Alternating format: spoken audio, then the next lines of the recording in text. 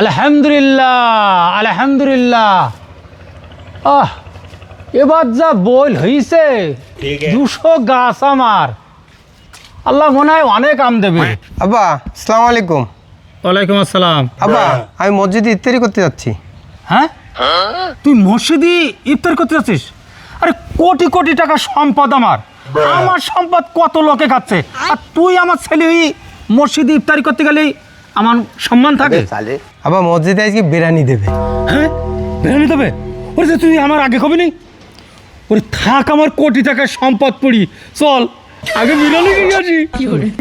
চল চলো, দাঁড়া দাঁড়া দাঁড়া, মাথায় টুপিটা দিয়ে নি। না চল চল তোরে চল বিরিয়ানি দিতি, ওরে তোরে চলো চলো চলো।